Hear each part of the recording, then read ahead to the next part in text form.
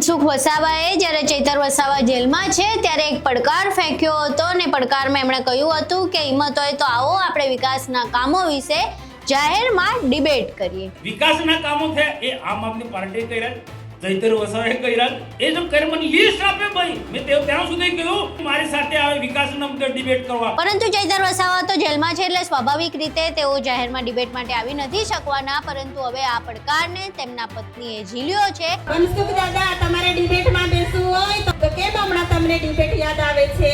જેલમાં છે ત્યારે યાદ આવે છે, અને બહાર હોય ત્યારે કેમ ડિબેટમાં નથી બેસતા? અને આ પડકાર ઝીલ્યા બાદ તેમણે મનસુખ વસાવાને શું જવાબ આપ્યો છે તેના વિશે વિગતે ચર્ચા કરવી છે। નમસ્કાર, તમે જોઈ રહ્યા છો ચક્રવાત ન્યૂઝ, હું આપની સાથે હેમંત।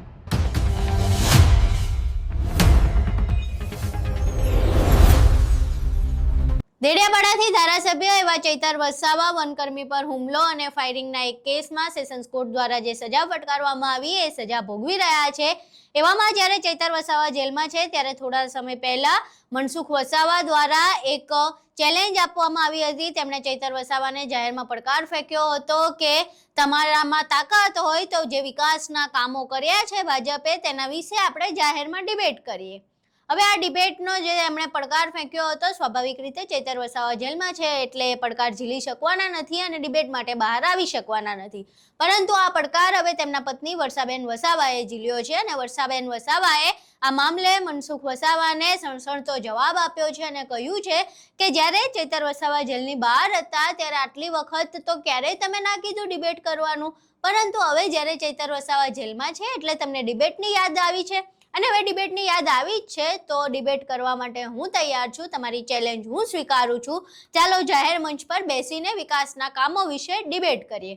અહીં સાંભળે વર્ષાબેન વસાવા મનસુખ વસાવાને વળતો જવાબ આપતા શું કહી રહ્યા છે। આપણા મહેમાનો, તાલુકા પંચાયતના સભ્ય, જિલ્લા પંચાયતના સભ્ય, ઘણે દૂર દૂરથી પધારેલા યુવાનો, માતા બહેનો, આગેવાનો, ઘણી મોટી સંખ્યામાં તમે અહીંયા પધાર્યા છો, તમારો બધાનો અમે આભાર વ્યક્ત કરીએ છીએ।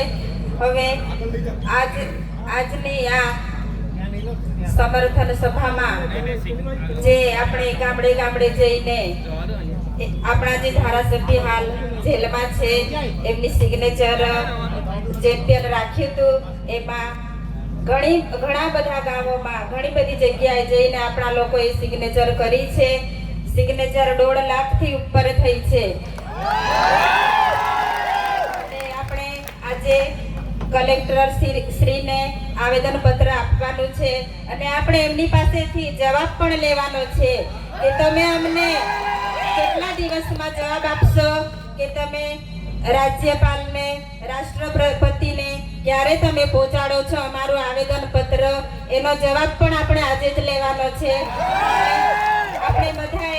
આપણે બધાએ ત્યાં કલેક્ટર ઓફિસે જવાનું છે આવેદન પત્ર આપવા માટે।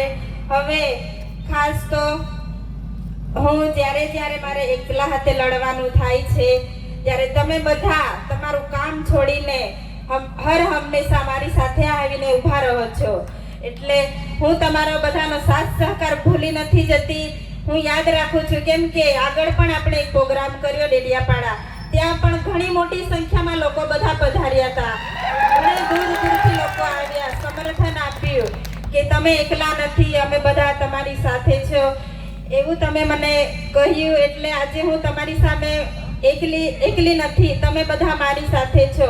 હવે આપણે જોઈએ છીએ કે ઘરનો મોબ કહેવાય, તેવી જ રીતે આપણા ધારાસભ્ય આપણો એક મોબ છે કે મોબ આજે જેલમાં છે, મોબ વગર કેટલી તકલીફ પડે છે તે આપણે બધા જાણીએ છીએ, એટલે આપણી લડત અહીંયા પૂરી નથી થતી।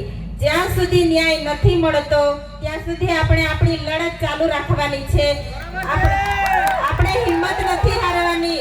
તમારી બધાની આ તાકાત છે કે તમે ન્યાય અપાવી શકો છો। જનતાની અદાલતમાં કોઈનું નથી ચાલતું, જનતાનું ચાલે છે, તે આપણે બધાએ જોયું છે, એટલે તમારો બધાનો સાથ સહકાર કાયમ મળવો જોઈએ। જે ધારાસભ્ય સડકથી સદન સુધી લોકો માટે લડે છે, લોકો માટે અવાજ ઉઠાવે છે, ઘર પરિવારની ચિંતા કર્યા વગર હર હંમેશા લોકોની વચ્ચે રહે છે, એ આ ભાજપના નેતાઓને ગમતું નથી, એટલે વારે ઘડીએ જેલમાં મોકલે છે, પણ આપણે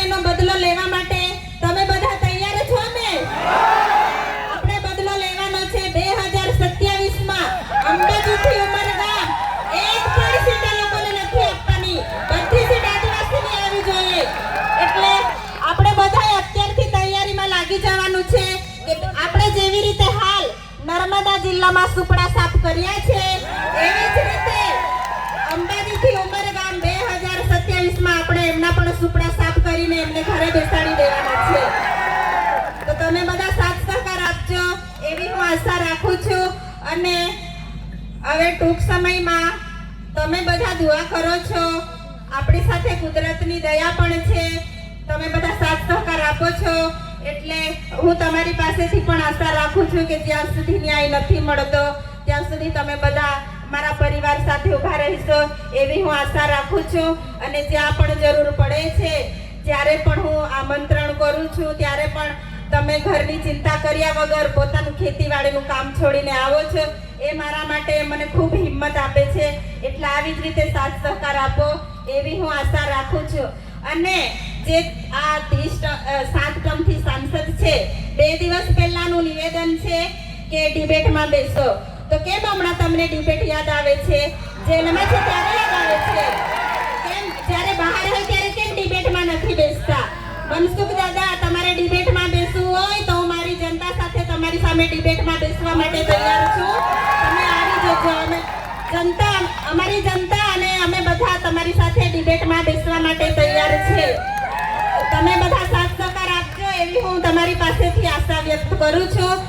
આટલું કહીને મારી વાણી પૂરી કરું છું. આભાર.